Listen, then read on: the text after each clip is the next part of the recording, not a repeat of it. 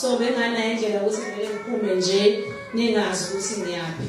Angazi uyeke KFC because my customer wathole KFC and baningi KFC ePine Town omunye first mama Zulu wayematshela ukuthi yena amaphilisi sengize ngizwa ngosibanibani angaze ngiposte mina ngaposta ngakaqala ukwaposta amaphilisi sadila nje basemsebenzini umuntu uthi uyamjabulela mali iphilisi lami uphindile Skhosana haleluya umondli wethu uvule amakhaya amaningi uvule akekho umuntu ongathi ngintandane akekho ngathi ngumfelokazi akekho ongathi anginayo support ekhaya yonke into isezandleni zethu akithi siphelele sinje yena wasithatha wasipha haleluya lokho asinike khona usinike anakho kukhona na ngangena nje egroupini yabathungi ningikhumbula nginasikole mina ngithi nginama office nje la ngisebenzela khona esithungela khona ngathi ngisahleli ngase ngiyabhala nje egroupini ku Facebook yabathungi ngathi mina ngifundisa ukwenza iphinifa in 5 days uzofunda uhamba nalo iphinifa lakho usuligqokile uzanendongo yakho usithungele wena iphinifa lakho usike ulithunge. Igama uSinenhlanhla Zimo weBhekuzizwe Media ngicela sisukubuza sisekabanzi. Igama lami nguNozipho Ngwakamnyanda. Sicela ubuza kabanzi ukuthi yini kwenze waba nogqozo nokugqugquzeleka ukuthi wenze lo lusuku lanamhlanje lube impumelelo. Usuku lanamhlanje okungenza ukuthi ngigqugqumezeleke ukuthi lube impumelelo ukuthi sifuna ukubonga usisi Uri Maskhosana okuyena osifundise ukwenza iphinifa. Usuku lokuthi namhlanje simbonge njengoba kuyinyanga yomama usizile kakhulu siyabantu abasha siyakwazi ukubeka ukudla etafuleni ngosizo lwakhe osenzele lona siyabantu besifazane namhlanje sizobonga nje ngokukhulu osenzele khona. Kupho kufisa ukudlulisa ke kubantu besifazane abafisa nabo ke ukuzibona bese sebekule ndima enikuyo nina namhlanje. Engakusho kubantu besifazane abangabi nalo uvalo into ebalekile uma umuntu wesifazane ukuthi into mase unqumile ukuthi uyayenza usukume uzethembe uyenze konke kuyaphumelela konke kuyenzeka singazibukeli phansi siyabantu besifazane silinde ukulethelwa izinto konke kuyenzeka. Baba sisacela ukubuza ukuthi ingabe umsebenzi wendlondlo wawubona kuphi la wakheha khona ukuthi uzwe uthatha isinqumo sokuthi usebenzisane naye. Yo ngizothini sekunesikhathi ngisebenzisana no Sisri sihlehla nje sibuyela lapho ayisadayisa khona ama perfume eza engena emaphinifeni kwathola ukuthi last year sengivula i-clothing shop sema communicator naye ngathola ukuthi ene usethunga amaphinifa. That is where ke abe sesixhumana ukuthi Nori ngoba ngiyabona udayisa ema flea markets ngama weekend nani nginaso ispace engakuprovide ngaso because isitolo sikhulu. Then siqale lapho ke wathumela amaphinifa sawafaka esitolo then adayisa ngaleyo ndlela kwakhula inyanga nenyanga. Iphike baba imessage ofisa ukudlulisa nje kuyena yokumgqugquzela njengomuntu oncoma umsebenzi wakhe uthi umsebenzi wakhe uyawenza ngendlela efanelekile. Iphi nje message ongayisho kuyena osukwini lanamhlanje? Engakusho kuyena angiboni ukuthi kungaba ukumgqugquzela kakhulu engakhamisa phambili because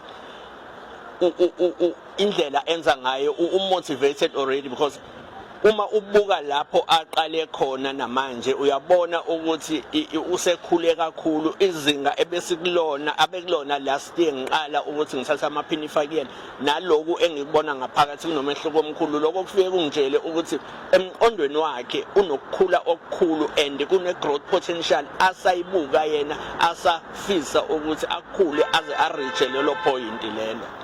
Igama uSinenhlanhla Zimo angibingelele Ndlondlo ngisecela nje ukuba uzichaze kabanzi uchaze ukuthi engabe ungubani uqhamuka kuyiphi inkampani isinesikhathi singakanani isebenza nenzani ngaphansi kwayo. Igama lami ngoRithabile wakaSkhosana i-founder noma ngithi CEO yecompany iDidin Pty Ltd specialize kakhulu ngamaphinifa senza amaphinifa nje isikhathi esiningi. sibuye futhi sisize nabantu besifazane abangakwazi ukuthi babeke isinkwa etafuleni ngokuthi sibafundise nabo ukuthi iphinifa lisikwa kanjani uphinde ulithunge kanjani bese lona ibhizinisi leli lephinifa uliqhuba kanjani. Sisebenza ngalokho nje kakhulu. Sesinabantu ke abaningi sesibafundisile nekuyibona abasenze ukuthi sibe la namhlanje. Ibona abasenze ukuthi sihlangane la bakhona nje la ngaphakathi abafundi sesibafundisile ke ngithi abafundi ngoba kahle kahle ngisona isikole ngumama nje osiza abanye abantu besifazane ngumuntu wesifazane osiza abanye. So abantu sengibasizile asebekwazi nabo ukuthi bakwazi ukuyithengela isinkwa sebengale bawu81 sebebonke nje ebhukwini lami nginabo bawu81 nakuba bengakhonanga ukuthi baphumelele bonke kodwa sebephelele nje bawu81 and bonke bayasebenza njengamanje sebeyakwazi ukuthi umuntu azithengele indwangu zakhe asike naye athunge adayise sebenama customer abo. Ngabe ikhona indawo enisebenzela kuyo njengoba sibona abafundi bakho bebaningi ngangaka noma kukhona indawo enihlanganela kuyo ngaleso sikhathi uma bekhona abafundi ozobafundisa ngaleso sikhathi? Indawo esisebenzela kuyona ikhona kodwa indawo encane ngoba indawo mina engisebenzela kuyona engangiyivule ngoba ngifuna ukusebenzela mina ezingumuntu odayisa amaphinifa shuthi ama office awu2 alapha ku Pine Street waziwa ngoMonty Naker manje igama elisha lapha ngase Shoprite Receiving. Mongena nje la ku passage leli liphumela ngase Hungry Lion uyangena nje lapho bese uyasifonela sikwi building nje leli elaka Fashion Express ngise ground floor ke lapho mawusukudlula akubonakali suke kufanele ukuthi ungifonele bese siyakhuphuka sizokulanda.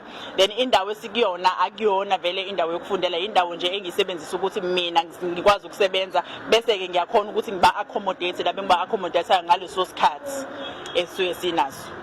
Ndlondlo nanguke umuntu uyasibukela lapha emakhaya uyafisa ukuba ingcenye yokufunda ngaphansi kwakho engabe utholakala lapha enkundleni zokuxhumana ko Facebook ko WhatsApp inamba ya WhatsApp uTwitter makuthi unawo. Ngikhona ku TikTok ikhona la ngimaketha khona kakhulu uQueen Ree noma usearch nje iRedesigns uzongibona lapho na umsebenzi lo wamaphinifa sibe khona futhi ku Facebook usearch khona uRedesigns uRwa khona uREE bese kuba uDesigns bese futhi siba khona lapha yana ku Instagram nakuba singekho omningi ke kakhulu ku Instagram but Facebook ila sispecialize khona kakhulu na ku TikTok.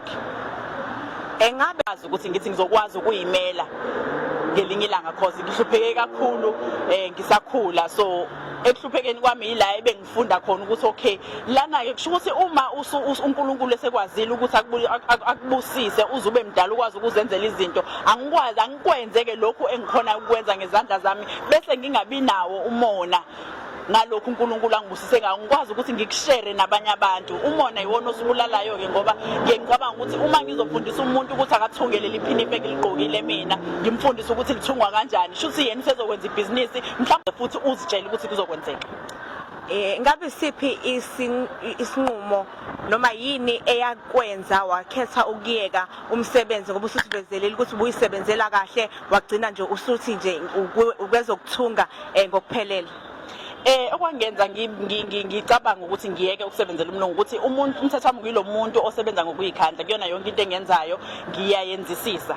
So ngabona ukuthi uma ngiqhubeka ngikwenzisise engikwenzayo na mangikwazi ukuthi ngisebenze ngokuyikhandla kangaka ngisebenzela umlungu wayingayithathi lento kube yeyami kube ukuthi lokuyikhandla engikwenzayo ngikwenza entweni ekuyeyami.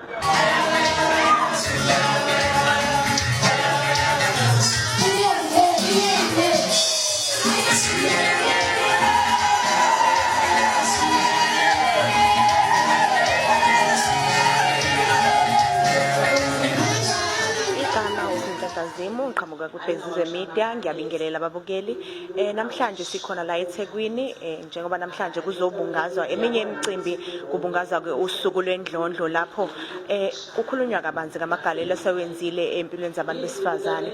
Usuku la namhlanje libolekeka luyimpumelelo enkulu ke namhlanje ngoba kubonakala abafundi abangaphansi kwenkampani yakhe bejabule kakhulu bembonga ngeyamagalelo amahle asewenzile empilweni zabo. Siyabonga ukuthi njengoba kuyinyanga yabantu besifazane kukhona abantu besifazane abacabanga ukwenza ngale indlela abenze ngayo bekwazi ukubonga omunye umuntu wesifazane uma kukhona okuhle